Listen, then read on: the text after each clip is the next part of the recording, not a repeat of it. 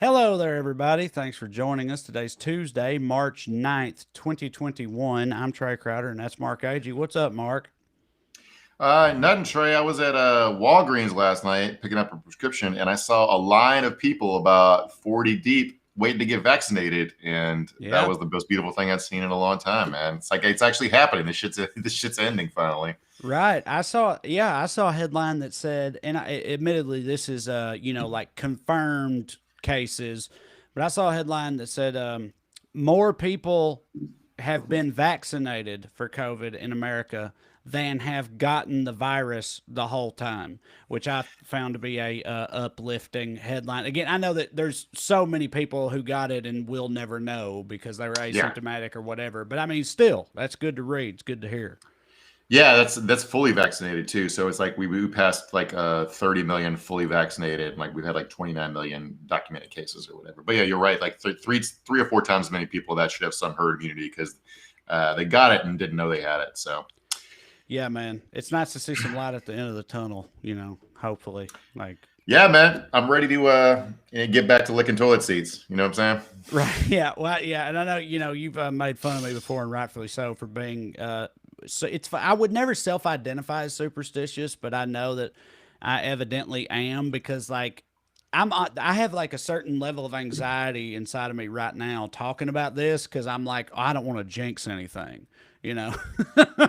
Like us talking about being good, that will somehow confirm or ensure that the universe makes it not good, you know. Well, But yeah, the go ahead. uh, the way people have been covering this, we're so habituated to being screwed by this now that people are like beating dogs. Where they're just Yeah. like every time a new variant pops up, people freak out like the pandemic's going to go on another 3 years. But all the vaccines seems to work for the variants. I saw some article yesterday saying the scientists are like COVID's got no more moves left. There's only so many spike proteins it can do because of the nature of the virus, and it's basically run out of them. So it's not much more it can evolve. And knock on wood, it's just like it's about done, man. We fucking kicked its ass. Hell yeah, humanity, we win this one.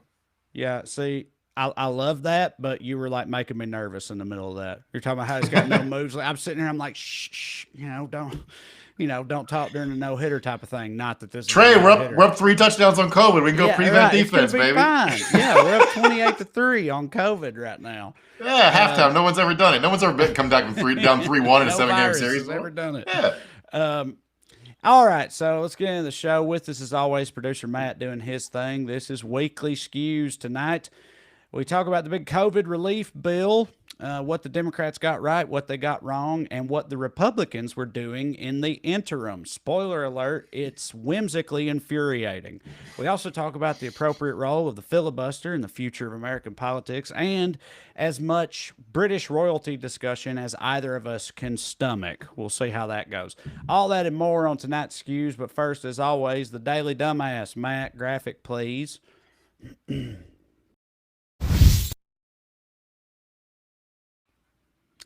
So tonight's DD, let me put it to you this way: better hot takes, better dumbasses, weekly skews. That's right. It's Papa John, who you may recall was canceled, fired by his own board of directors a few years ago for using that most vile of racial slurs, the N word, in a public forum. But not to worry, the impresario of mediocre pizza pies has spent the intervening months working diligently on self improvement. Matt, you play the clip.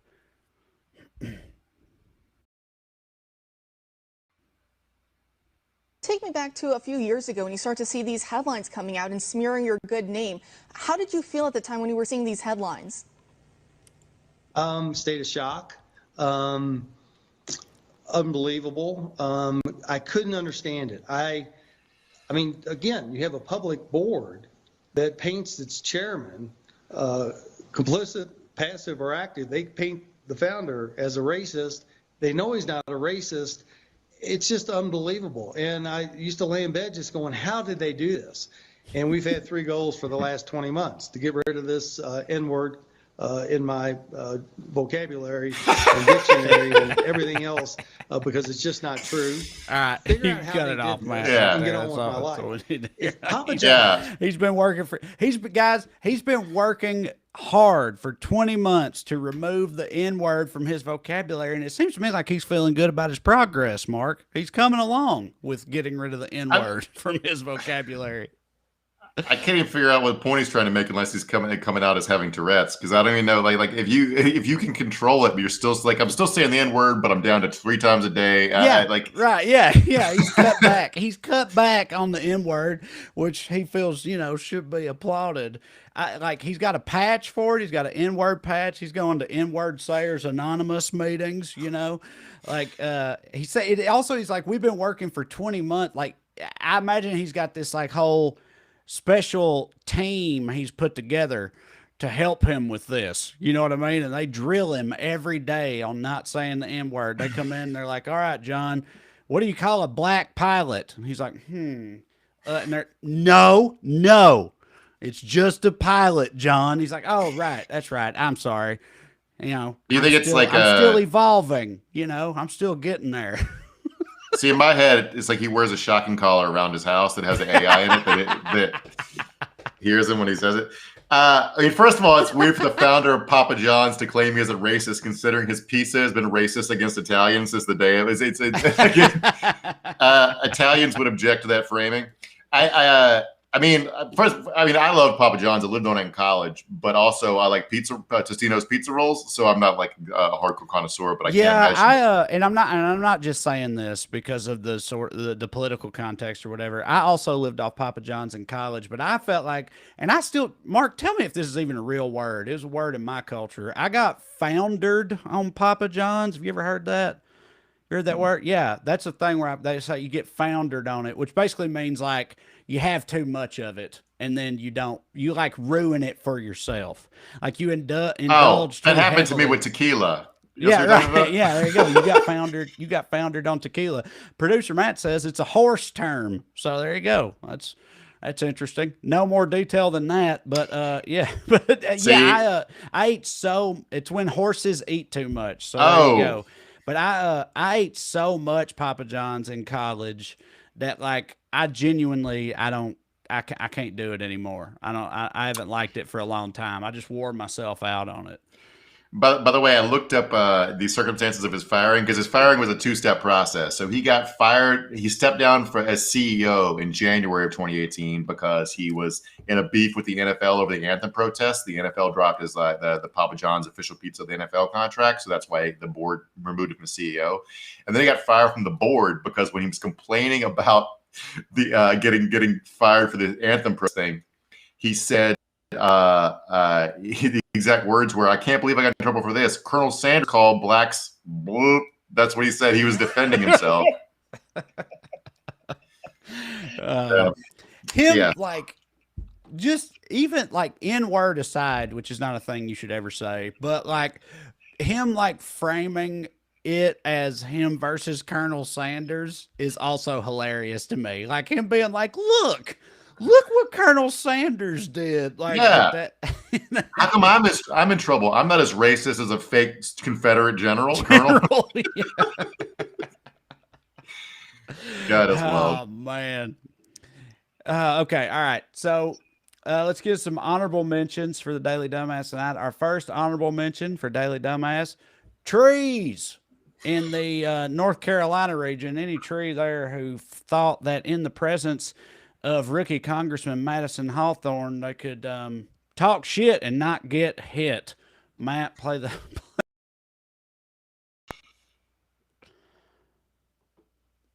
Oh, slow mo. What I love about this. Oh. Whip that tree's ass, boy. Look at him. Yeah. So, but like that tree's so rotten, when he punched one part, another part fell off.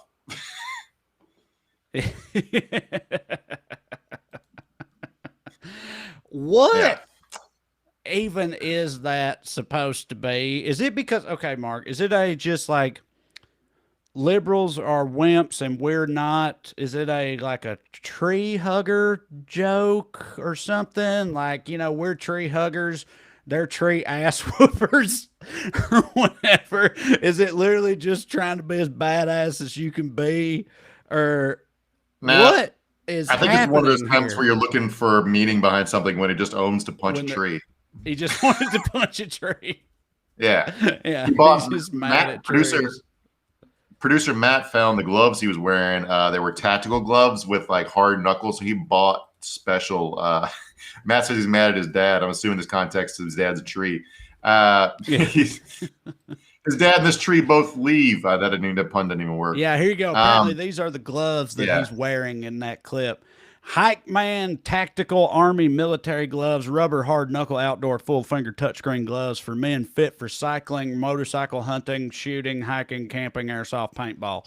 It's like a porno title. Just hitting all the search terms in there. But yes, it's like got hard plastic knuckle covering so you can really just whoop a tree's ass if you want to. Also, I know I said Madison Cawthorn. It's Madison Cawthorn. That's my fault. Yeah. I misspoke. But anyway, that's one of those tactical gear things that, like, I mean, obviously there are circumstances where you'd want tactical gloves with like brass knuckles attached in case you're going into some hardcore door-to-door city combat. Like you're a Navy SEAL and Mosul or something. But they sell these to like but they sell these to like guys who have fantasies and act like these are useful for riding a motorcycle. There's no reason you need brass knuckles to ride a fucking motorcycle. Right. It's that Mall Ninja Tactical thing that they have. There's a whole industry for that. Yeah, I mean, they've even got like shurikens and ninja weapons and stuff that they sell to these people. That yes, they'll never ever use in their. Yeah, producer Matt says gravy seals. Yes, exactly. Yeah. Yeah. But it just makes them feel badass, apparently. But like, okay. And I mean, I should know the answer to this question, and I don't. There's like him whooping that tree's ass. He posted that, right? Like he said, "Hey, film me whooping this tree's ass, and then let's post it to social media." This man is a congressman. Like, I mean, I know there's, when you've got Marjorie Taylor Greene and Lauren Boebert and that ilk in Congress, it's not particularly egregious to whoop a tree's ass. I'm aware of that, but it's like, what? Like, there's just no standard. And also, just so everybody remembers, he's also a literal white supremacist Nazi as well as a tree ass whooper. Just so we put that out there.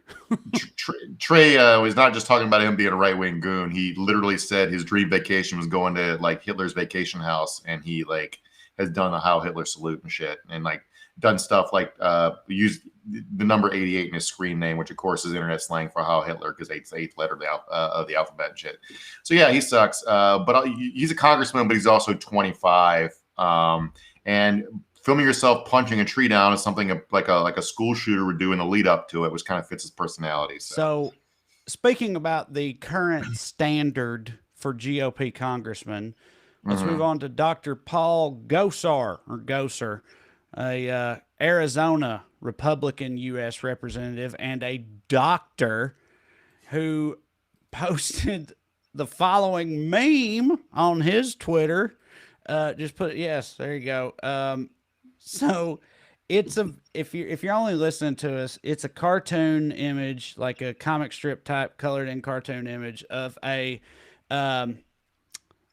it's a prostitute. Woman of the night, a prostitute, yes, leaning over the driver's side of a car, and it's got her speech says $50, whatever you want, baby, and the John in the car says, "Can you tell everyone America first is inevitable?" So this is like a U.S. congressman / doctor using a prostitute meme to propagate a white supremacist message. So, Madison Cawthorn whooping a tree's ass really doesn't seem all that bad in comparison, I guess. Yeah, so a little bit of background on that. That's not just a random assortment of words that don't really mean anything. America First is inevitable as a slogan / pioneered by Nick Fuentes, a former Daily Dumbass nominee, who is leader of an internet boys, right? No, he's not the Groypers. They're a separate group. I mean, there's so many of these dumb little groups. Not the Proud Boys, but they're worse than the Proud Boys because they're out and out racist. Or the Proud Boys at least try to hide it a little bit. Anyway, so he pioneered that slogan, and he also hosted an event that was down the street from CPAC, because CPAC wasn't hardcore enough, which Paul Gosar spoke at. And Paul Gosar, if you don't know who he is, he's the guy whose own family cut a series of attack ads against him because he sucks so goddamn hard. He's really bad. He's a dentist, I think. Dentist, mine's pretty cool, but as a general rule, they have a high suicide rate for a reason. They're miserable bastards, and he's one of them. We didn't talk about this in the pre-show discussion. I didn't know Mark was going to go in on dentist in here. I mean, I'm all for it. That's hilarious. They do have a high suicide rate. I'm just saying that's a fact. You're like, listen, guys, generally speaking, dentist, no. Yeah, it's a white trash redneck thing, I think, being distrustful of dentists. You know, it's sort of, it's a cultural thing. That's what it is. But no, obviously this guy's a fucking lunatic. Yeah. I mean, if any dentists are listening, to make it, Trey's right. Our people are naturally suspicious of dentists because we don't have any teeth. So that's what we're going with. Yeah. Weird how that works. No way there's a relation between those two things. But, all right. Next up on the honorable mentions list, we've got, anybody out there who doubted that Joe Biden wouldn't just choke his dog to death or whatever? I guess, I don't know. His dog Major has been the subject of great scrutiny, as we have covered on recent episodes of the Skews. But so to set this up, go ahead. So Joe Biden's dogs got banished from the White House and shipped back to Delaware because they bit someone, supposedly a Secret Service agent, but no one said. Anyway, so Joe Biden's dogs bit somebody. They had to go home. And so this is the press conference today about it. About three things, if that's okay. The dogs, immigration, and then Governor Cuomo. Another dogs question, okay? Well, just a quick clarification on the dogs. Okay. Stupid country. Confirm that it was a Secret Service member who was bitten, and can you also reassure the public that Major Biden will not be euthanized as a result of this? Certainly Major Biden is a member of the family, so I can assure you that. I don't have any more details on the individual. I would encourage you to ask the Secret Service, but I'm not going to have any more. Can you reassure the American people that Joe Biden will not murder this dog? Also, producer Matt, for the record, we heard the audio, but couldn't see the video there, but you only needed the audio. But I love he's like, okay, I got a couple questions. We're going to cover dogs, immigration. It's like, that's one. First up, dogs, then America's immigration policy.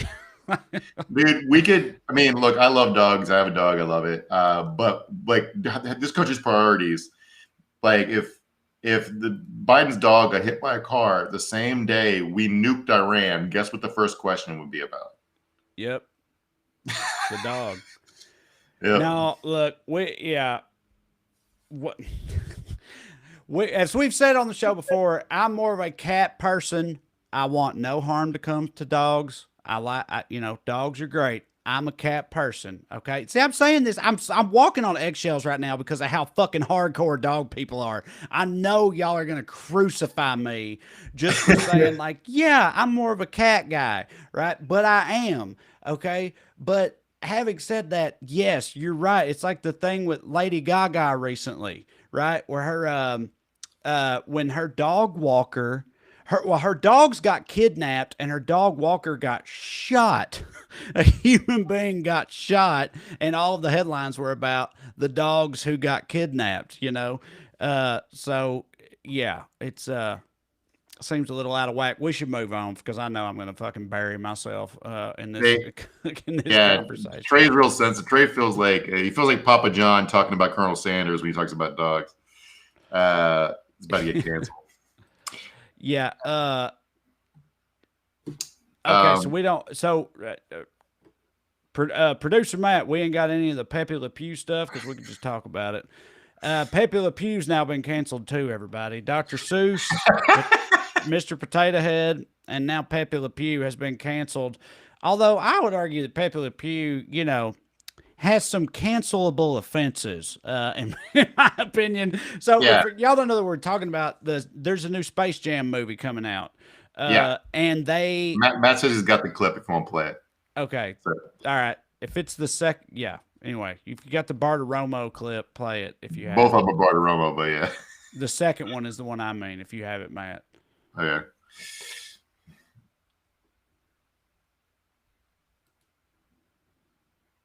No sound, but here we go.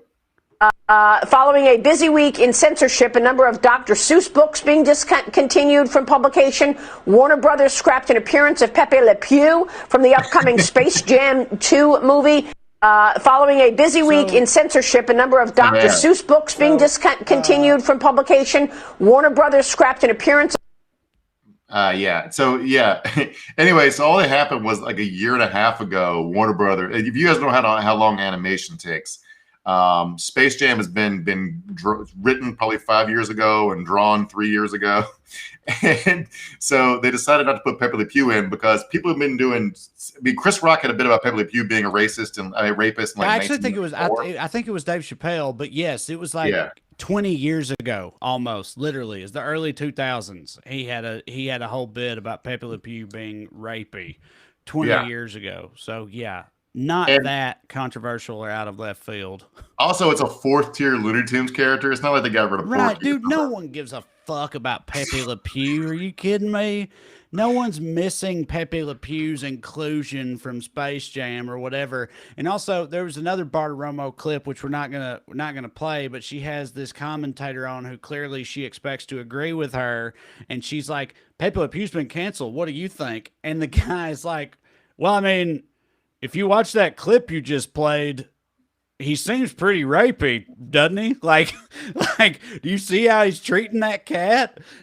That cat is clearly trying to get away from him by force, and he won't let it happen. So, maybe this one's okay," the Republican commentator said on Fox News. So Warner Brothers has LeBron James attached to a children's movie that's going to make $1.5 billion. They do not want a single think piece about why Pepe Le Pew's in it. They just don't want it. So they cut it like it's not even important. Who cares? There was also people were mad because they decided to redraw Lola Bunny to not, have so much. Be so hot. Yeah.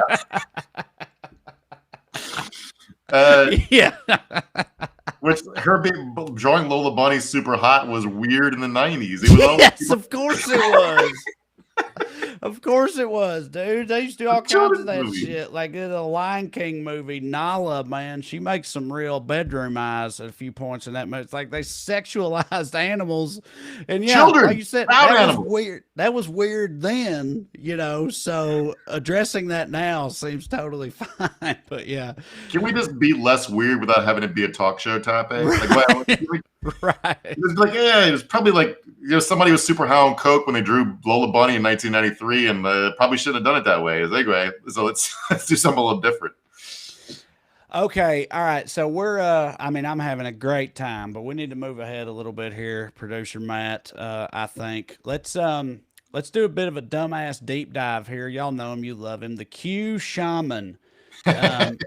Been in the news, like everybody knows who I'm talking about. The guy that stormed there he is, there at the bottom of the screen. There he is with his buffalo horns and his raccoon hat and whatever else he had. That dude has been in the news recently because he was interviewed on 60 Minutes Plus, the new Paramount Plus streaming platform news magazine show based on 60 Minutes, in which he had a bunch of wild shit to say, I guess. Matt, if you've got that first clip we pulled with the excerpt from him. Although, Mark, do you want to add anything to the setup to it?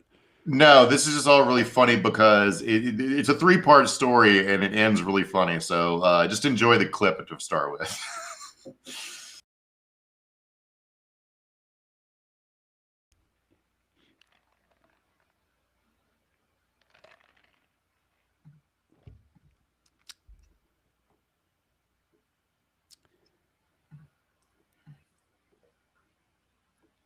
All right. Okay. Yep. So if you guys don't know, sometimes the system we use gets overloaded. We have too many viewers, and Matt's computer can't keep up, so it slows us down sometimes. Anyway, so what does describe to you what happened? So this guy, he does a 60 Minutes interview where he says basically that he doesn't understand exactly what he did wrong. He's still a patriot who loves his country. And he was escorted in by the police. So none of it's his fault. And then he goes on to say that he loves Donald Trump because he saw Donald Trump getting picked on by the media, and it made him really identify just like how he was picked on in school and picked on at home. And so it's this huge victim narrative that'll be really familiar to you if you paid any attention to the American right wing anytime soon. And so okay, so you want to try playing? Go ahead. We do skip. I just told you what happened in the Q shaman bit. Do you have the? Do we have the mom bit clip, Matt?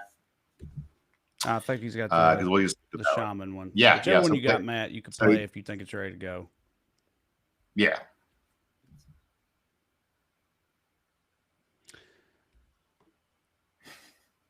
Okay, so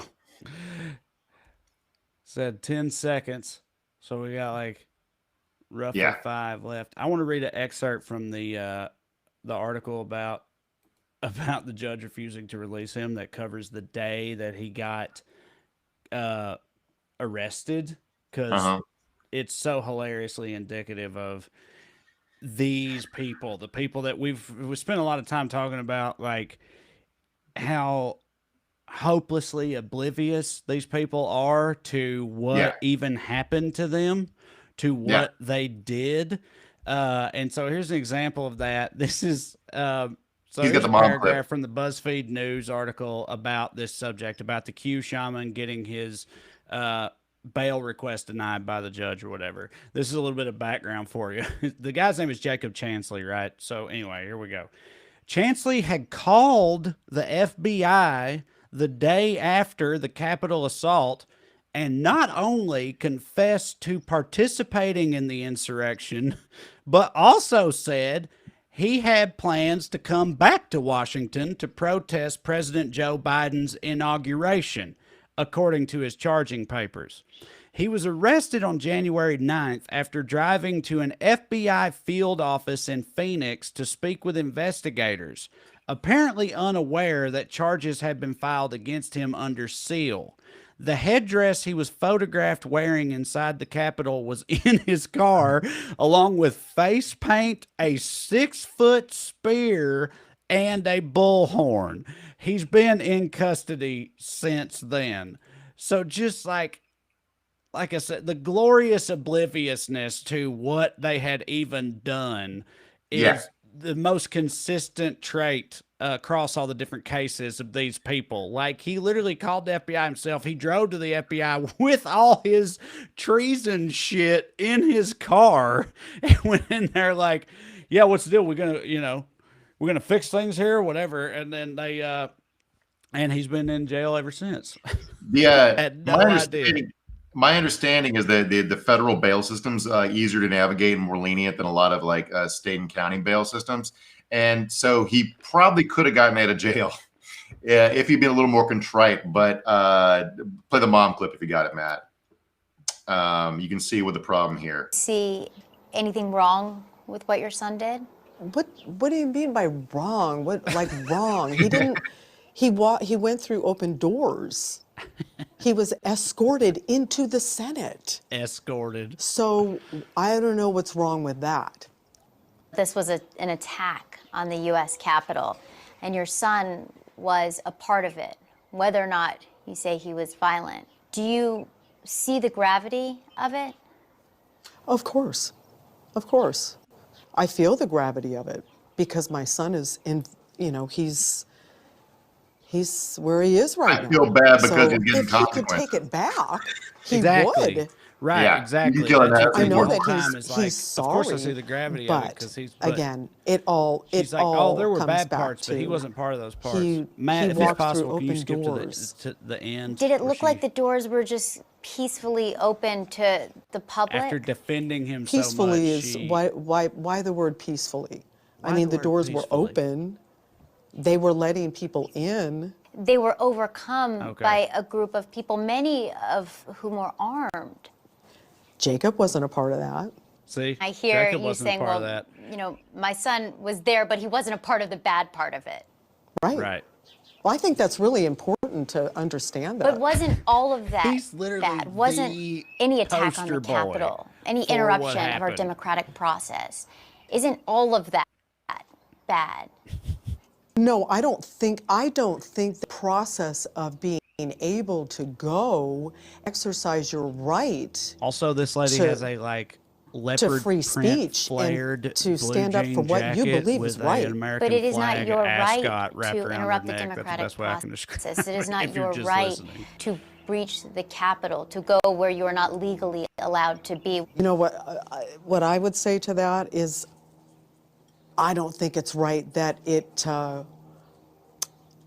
was won fraudulently. I don't believe it was won fairly at all. Absolutely not. So Both Jacob. okay, my thing with that last part is like the way she says that seems to me like you can tell that she knows it's bullshit what she's saying.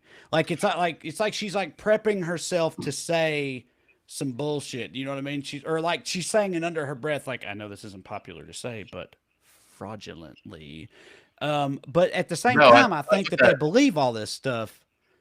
Like it's such a weird dichotomy to me.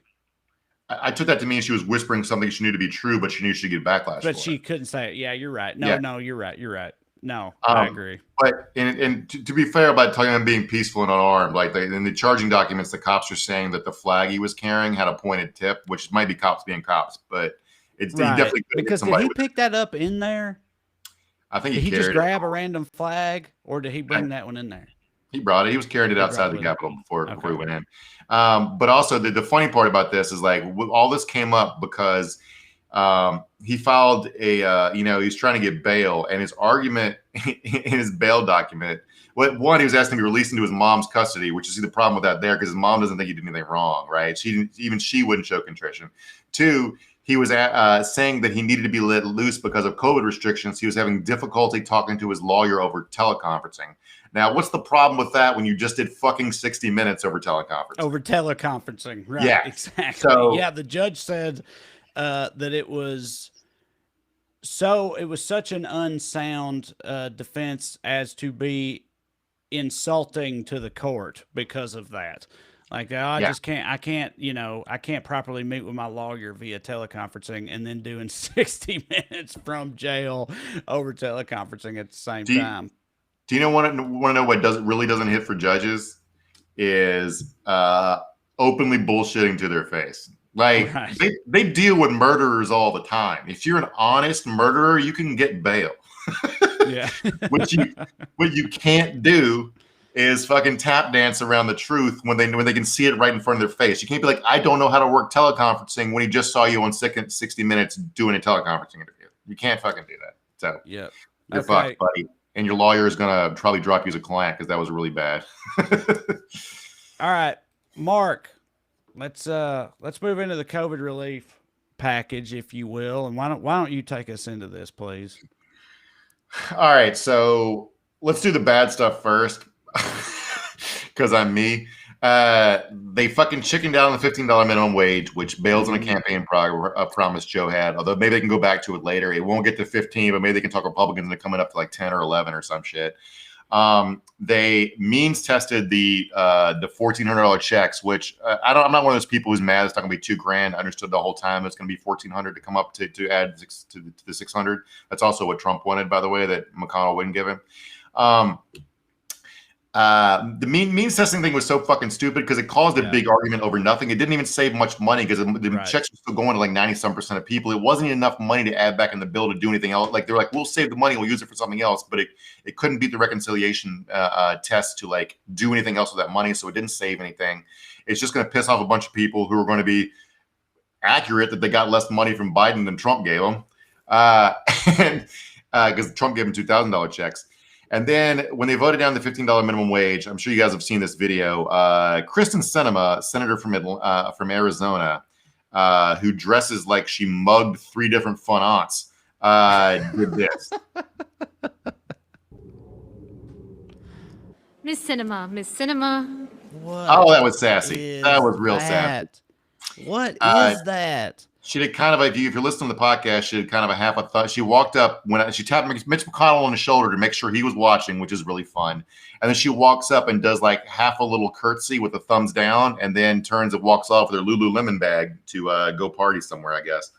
By the way, Kristen Sinema was on the record being for $15 minimum wage. So I don't even know what the fuck she's doing. What is what? Right. I mean, literally, what is that? What is she trying to do with that? Like this cutesy little, like she's dunking on the idea of a minimum wage increase move. And this is a Democratic, congresswoman from Arizona. Why? And her seats, I mean, like she's not, Arizona's a purple state now. And it's pretty, I mean, Biden won it. The other senator won it Democratic. They have it. I mean, it's fairly blue state now. And by the way, a $15 minimum wage polls way more popularly than she is in Arizona. So I don't know what she's up to or what she's doing. So that's the bad part of it. The good part of it. Real quick, the means testing thing, though, before you move on to the good part, like, one of the things that's always driven me the most crazy about any efforts to try to increase the minimum wage or, help out poor people or whatever is this obsession that a lot of Americans have with, like, not giving money to the wrong people, to the freeloaders or the people that abuse the system or whatever. It's like, well, you can't give people money because it'll go to these pieces of shit who are lazy and they'll fucking do bullshit with it or whatever. And it's always killed me because, like, no one, I don't care how many people you poll, no one feels that way about themselves. Do you know what I mean? It's like, no, well, I could use that money. Yeah. But them sorry motherfuckers, they don't need it. And it's like, I don't understand that on any level because to me, it's like, it's wild because it's almost like you're saying, I'd rather no one get anything than for some asshole who doesn't deserve it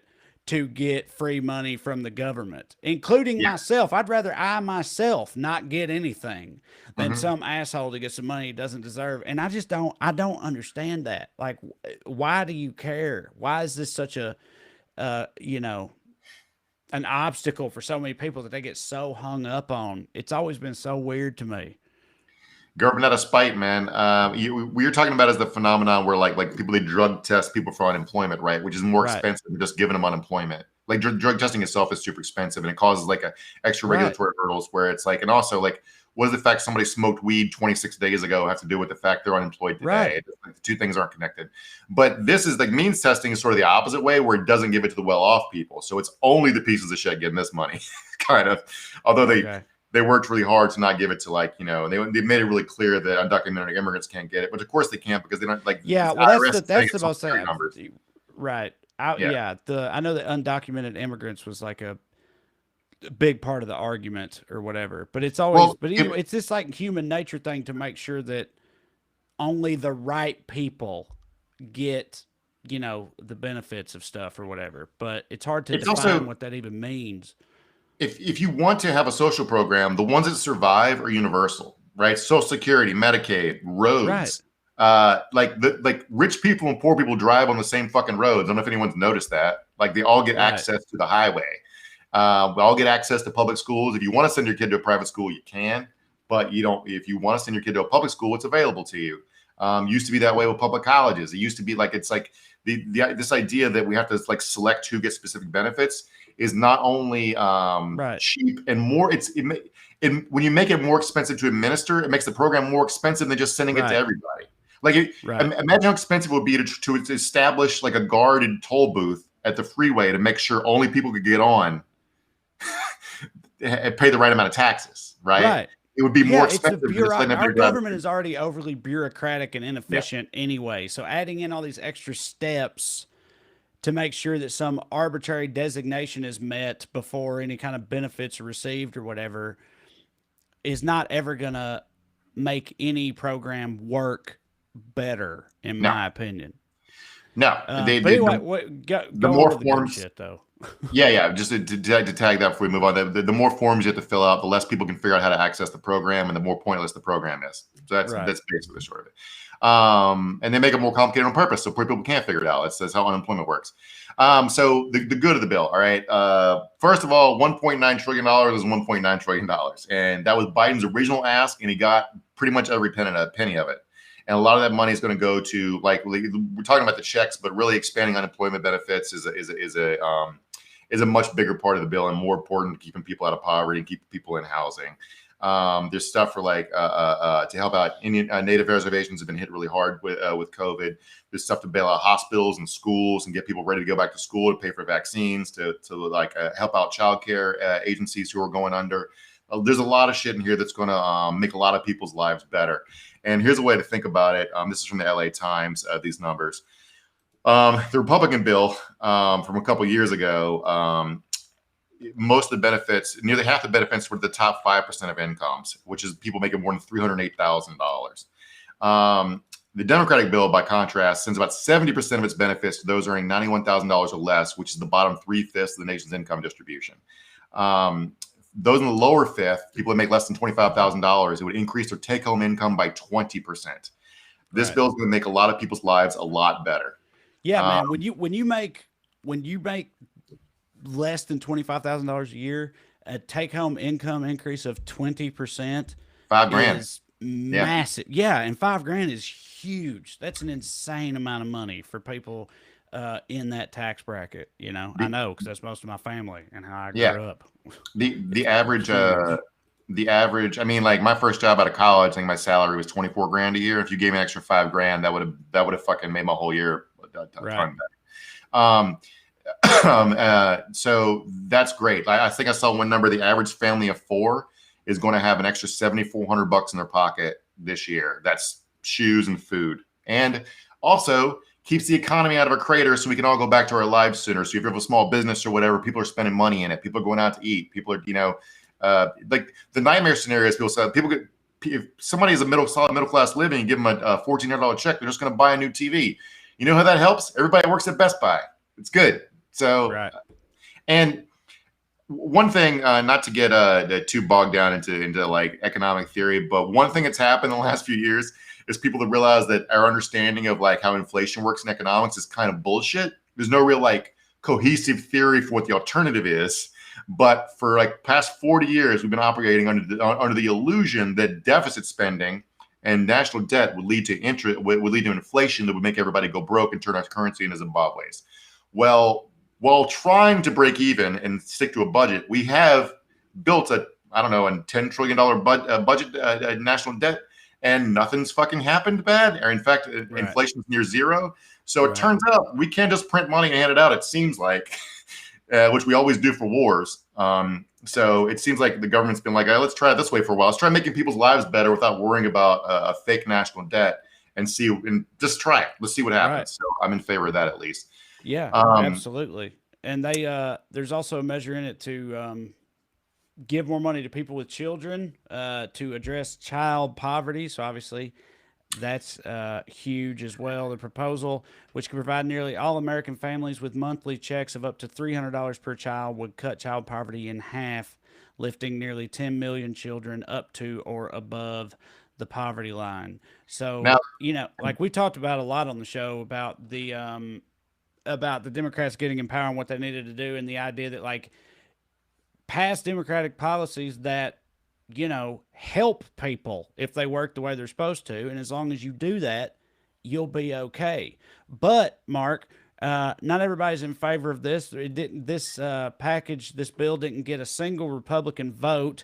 But to be fair to them, they were kind of busy. This week. This is what the Republican leadership was doing in the interim. Green Eggs and Ham by Dr. Seuss. I am Sam. This fucking shit. I am Sam. Sam, I am. All right, you cut that off. He literally just reads Green Eggs and Ham, so we don't have to sit here and watch it or listen to it. But it was accompanied by a tweet that said, "I like Dr. Seuss still, and I don't want Dr. Seuss to get canceled. If you agree, then retweet this." And it's literally just Kevin McCarthy reading Green Eggs and Ham, as opposed to working on the stimulus package for, all these. I have a compromise. People. I have a compromise proposal for you, Trey. What if every single mom with 2 kids is about to be homeless promises to spend part of her $1,400 check on a couple of Dr. Seuss books? How about that? Will that fucking make them happy? Because like this is like I mean, go out to go complain too much about. Bernie said that this was the one of the best bills has passed in his like 87 years in the Senate or whatever, and I take his word for it. And it seems like it is going to help a lot of people. But going back to the Democratic brain thing and not getting any Republican votes, man, they negotiated down with I forget what Republican dipshit that Joe Manchin took his like suggested amendment, and then no Republicans still voted for the fucking bill. So negotiated the Republican position, and in exchange got 0 votes. So For it nothing, didn't. right? Yeah. Yes. So right, like it's we've been saying for forever. Like, don't waste your time trying to work with them. You know, and like, why? You're not going to get anything out of it. You compromise and then still don't get any support whatsoever, and that's just the way it's going to be. So who gives a shit what they think or what their positions are? Just move ahead without them and make people's lives better and see what happens. And so the state of the bill is the Senate passed their version after the House had passed theirs. So now this House has to repass the version the Senate passed, yada, yada, yada. It's good. It's pretty much locked in to be what it is.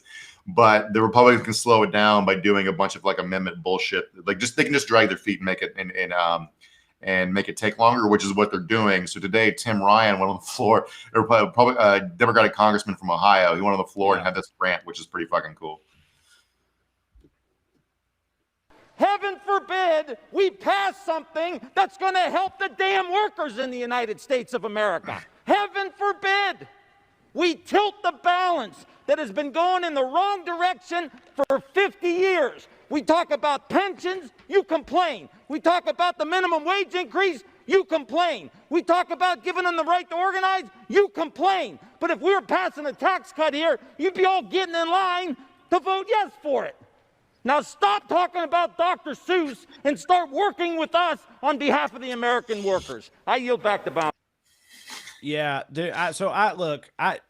I wasn't familiar with Tim Ryan before the Democratic debates early in the election process, and the main thing I remember about him, I remember him kind of shooting himself in the foot a couple of times. But the main thing I remember about him was he was the only one I felt who spent any real time sort of standing up for, you know, working people or the working man or blue collar people or whatever. So like, you know, he's been pounding this drum for a while, I think. I'm not from Ohio. I don't know all the rest of his stances or whatever, but I do, you know, he put some actual effort towards trying to take care of working class Americans. And I appreciate that. Yeah. He's sort of like, in that Joe Biden lane where it's like centrist, but also super pro-union. He's from Youngstown. His parents worked in like factories and shit. And he talks about that all the time. He also, he doesn't appear to have any like huge skeletons. He has like a wife he actually lives with, like most Congress. Well, that's good. But he also, he writes self-help books in his spare time. He's written 2, The Real Food Revolution, Healthy Eating, Green Groceries, and the Return of the American Family Farm. And he wrote one on mindfulness called A Mindful Nation, how a simple practice can help us reduce stress, improve performance, and recapture the American spirit.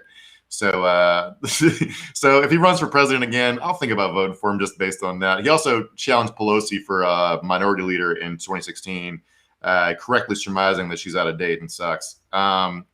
So, yeah, I like Tim Ryan, I think.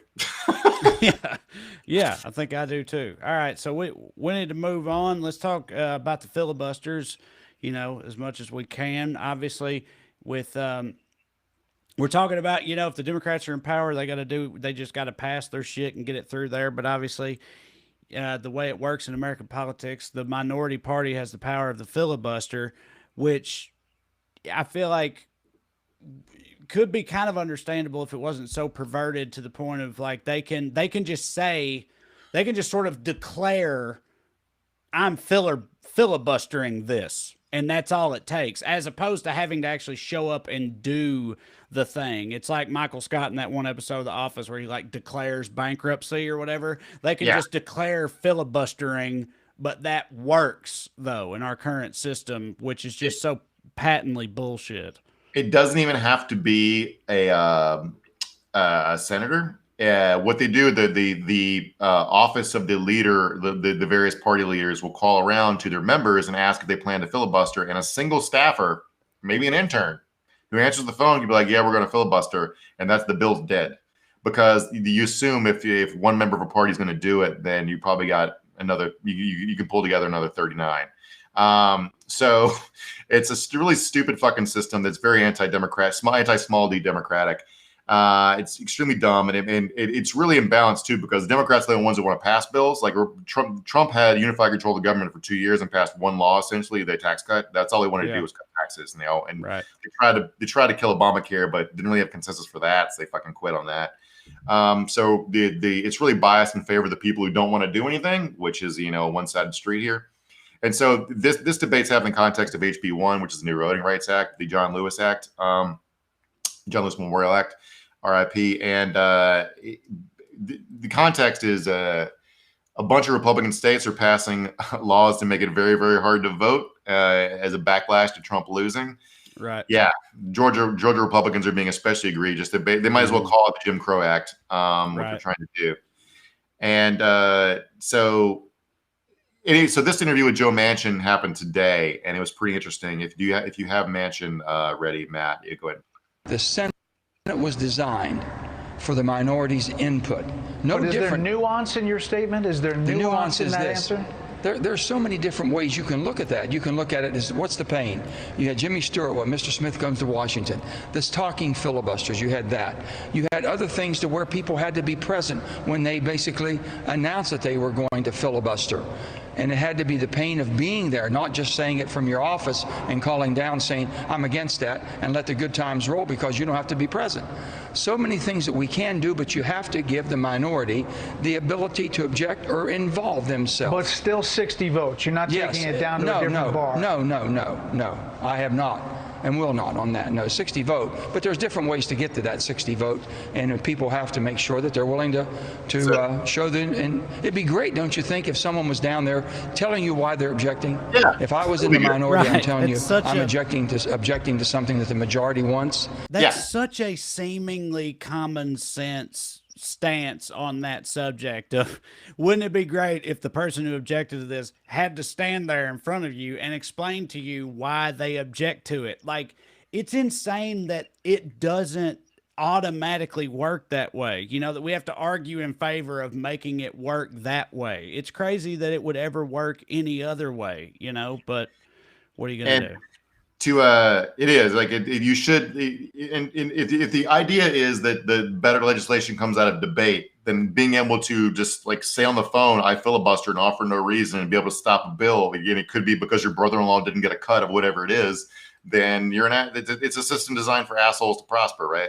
But you should at least have to stand, like Rand Paul did a good filibuster about Obama's drone policy a couple of years ago when he stood on the floor and he fucking made his case for like 10 hours or whatever. That was actually the one good thing Rand Paul ever did, to my knowledge, other than establish his own ophthalmology board to certify himself. That's pretty fucking cool. And to translate what Joe Manchin's saying there, the 60 vote threshold, you can ignore that because you don't actually need 60 votes to pass a bill. You need 60 votes to bring it to the floor. You can still pass with 50. So in politician talk, what he's saying is open and changing the filibuster rules to make it much harder to filibuster and easier to pass legislation. So that's good. He's coming up with a framework where he can say he's still kept the filibuster, but also make it easier for Joe Biden to pass his agenda.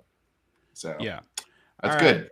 Yes. So, Matt, questions and comments, whatever y'all got out there. While Matt's looking for some of those, Mark, I wanted to ask, because I said something about it up top. We haven't talked about it. How do you feel about the British royal family, Mark? Do you care at all? Oprah's big blockbuster interview. Where are you standing on all that? Well, I've actually the last like half decade or so, I'm kind of in favor of an American symbolic monarchy, so a president can actually do governing shit and somebody else can do the ribbon cuttings and handshaking, all the stuff that Trump liked doing, like the state dinners and greeting the college football teams. Let Trump do that. That's all he wants to do. If he wants to do that, fuck it. Who cares? Yeah. But as far as the specific British royal family, the ones who all their in-laws were literally married to higher ups in the Adolf Hitler's regime, not a fan. Not a fan. They suck. Yeah. And I cannot give a fuck about them. I don't care. Don't understand why anyone else cares, especially Americans. But Meghan Markle, killed Kim Piers Shade Morgan. 22 says, "Oh my God, do we have to talk about this?" And I mean, I hear you, Kim. And you know what? On that note, we can just move on. But it's like I'm completely. It's funny. I agree with you, Kim, and I agree with Mark. It's like, why do we in America give a fuck about this? But I also recognize that spending time talking about it on this show is, kind of hypocritical to that stance. So, I get it. But I feel like taking a moment just to say, yeah, fuck them, who gives a shit, is not the same thing as being fully enamored with it or getting obsessed about it. Nicole Johnson says, I have a cat named Pepe Le Pew. Do I need to change his name now? Nah, you're good. Yeah, no, you're fine. Although he would like Pepe Le Pew's a skunk, right? The cat was the object of his affections. So if you're doing some little kind of role reversal thing there, it's a cutesy name, I guess. I'm assuming the cat has the stripes on the back. That's probably why I got the name. Yeah. But yeah, like it's a good name for a cat, and your cat's probably fixed, so it's not sexually assaulting anybody. Good job. Yeah. Who knows? Who's to say? Animals can be a little sexually assaulty. Do you think the people? I kind of think the people should be most offended by Pepe Le Pew were the French. French, of course, dude. Absolutely. But we ain't never gave a shit what the French think about anything. Which, by the way, I think is fine. That's fine. They don't give a shit what we think either. It's a symbiotic relationship we have in that way. So I think it's okay. But yes, we gang up. We get together every couple decades to get in a war together and either kick some German ass or lose to the Vietnamese together. So whichever way it goes. Yeah. Plarn dude says, normally I don't care what royalty's up to, but all that racist bullshit needs a word or three. My thing with that is and I don't mean this in any kind of dismissive way, but it's kind of like that Bill Burr bit he had about about Donald Sterling or whatever. He's like, what did you think they thought?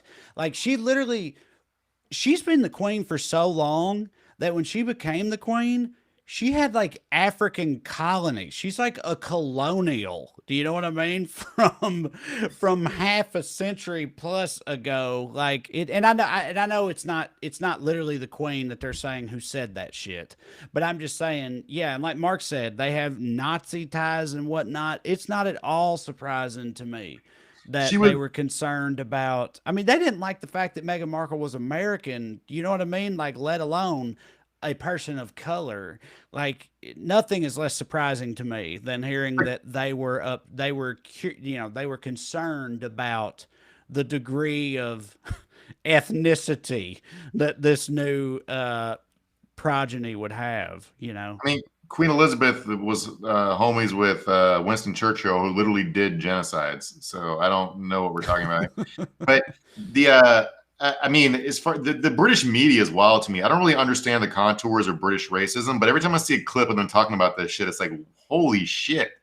It's right. I saw one last week where a dude was saying that to me, Meghan Markle isn't black. I don't think of her as black. And you give all these explanations for why she's not black, and every single reason was racist as shit. He was comparing her to a hypothetical black woman who she doesn't look like because she's better looking than, and it was right. What the fuck, man? Right. Stephanie Wosley said, wow, colonizers might be racist. Shocker. And yeah, right. I agree with you, Stephanie. That's how I feel about it too. It's not surprising. But again, that don't make it okay. And it's still wild to hear it just put out there like that, for sure. But yeah, it's not surprising. You ever been to producer Matt has just reminded me actually, and I did want to say this. For anybody listening, that mostly does the audio or whatever, or if you do both or whatnot, I want to remind everybody that we're on Weekly Skews now. We've got the Weekly Skews Facebook page and all that. We're still broadcasting from my regular pages, and we're going to continue doing that. But the audio version of it, I've been putting it on the Well-Read podcast feed, and rather than continue to spam up the Well-Read podcast feed with Skews episodes, we're going to put all the audio, the podcast versions of the show on the Weekly Skews Spotify and Apple podcast feeds in the future. So just get on there and look up Weekly Skews, and then it will be just that, and you won't have to deal with that. and me and Corey and Drew doing our bullshit all at once. So we are moving that over there. So yes, Matt, thank you for reminding me of that, because yes, that's a change we're making. So check that out. Anyway, sorry, were you about to say something, Mark? I was going to ask if you've ever been to Hawaii. Yeah, I have. We did some shows in Hawaii, a couple of them. Beautiful, loved it. But what were you going to say about it? The whole colonial part of it? Yeah, it was like we're supposed to. My mom wants to take a trip there for celebrate her retirement. Congratulations, Mom! In June, vaccine, status of COVID dependent. But wife and I went a couple years ago for the first time, and I wasn't really that aware of Hawaiian history. But if you want to see the land speed record for white peopling, holy shit! Yeah, like, man. The islands were discovered by white people until 1790 something, I think. And between then and 1940, which is only 150 years, which we know between that and Pearl Harbor, like wiped out 95% of Hawaiians, imported a bunch of slaves. It changed hands 3 or 4 times, a bunch of wars. It's like, Jesus Christ. Yeah, very corporate fruit company bullshit going on, like not just governmental stuff. No, they got fucked over, and it's like still very much, and rightfully so, it's still very much a thing. I mean, I've only been to Hawaii once for a few days, but like I ran into multiple people, multiple Hawaiians, and it came up like every time. The sort of like colonial history there. And again, rightfully so, I don't blame them.